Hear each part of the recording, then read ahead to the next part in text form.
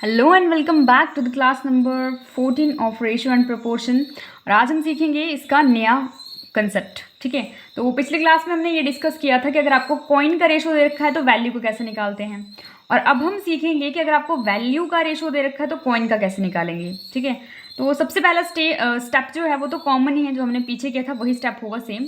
कि जो हमारा 1 रुपीज़ है, ठीक है, यहाँ देख लो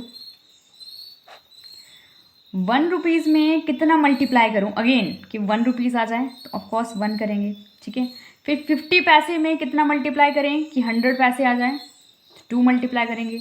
और वैसे ही 25 पैसे में कितना मल्टीप्लाई करें कि 100 पैसे बन जाए, तो यहाँ पे हम 4 मल्टीप्लाई करेंगे। ठीक है, तो ये जो टर्म्स आई हमारी 1, 2 और 3, इनको हम एज इट इज़ यूज़ करेंगे। ठीक है, तो जब कॉइन्स का रेशो निकालना होता है तब हम इन वैल्यू को एज इट इज़ यूज़ करते हैं। यहाँ पे चीज़ें नोट कर लो, as it is, as it is used in case of coin. जब कॉइन का केस होगा उस केस में हम ये जो वैल्यू आती है उनको एज इट इज़ यूज़ करते हैं। और जब वैल्यू का मतलब काम आएगा, जब हमसे ये पूछा होगा कि वैल्यू का रेशो क्या है, कॉइन्स का रेशो दे रखा होगा और वैल्यू का पूछा होगा, उस केस में हम रेसिप्रोकल वैल्यू यूज़ करते हैं।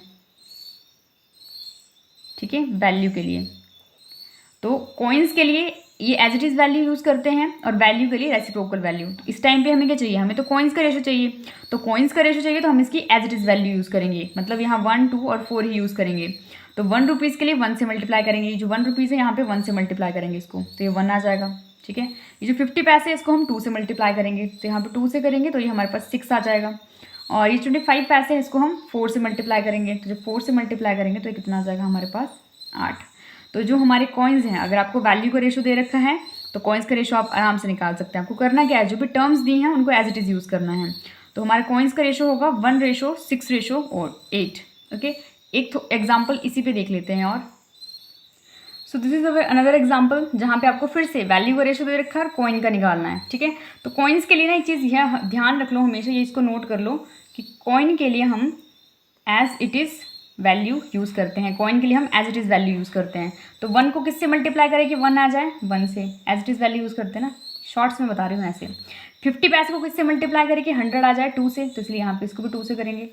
और 25 पैसे को किससे मल्टीप्लाई करें कि 100 पैसे आ जाए 4 से, तो उसको भी हम 4 से मल्टीप्लाई करेंगे। और ये हमारा क्या जाएगा यहाँ पे 3:8:28, तो ये हमारा कॉइन्स का रेशो आएगा। ठीक है, तो यहाँ पे बस आप ये जो है 2 चीज़ें नोट कर लो।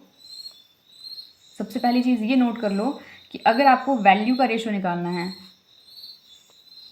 अगर आपको वैल्यू का रेशो निकालना है तो आपको जो है रेसिप्रोकल टर्म्स यूज़ करनी है। रेसिप्रोकल टर्म मतलब ये जो हम निकालते हैं ना कि 1 को किससे मल्टीप्लाई करें 1 आ जाए, 50 पैसे को किससे मल्टीप्लाई करें 100 आ जाए, 25 को किससे मल्टीप्लाई करें कि 100 आ जाए, 100 पैसे आ जाए।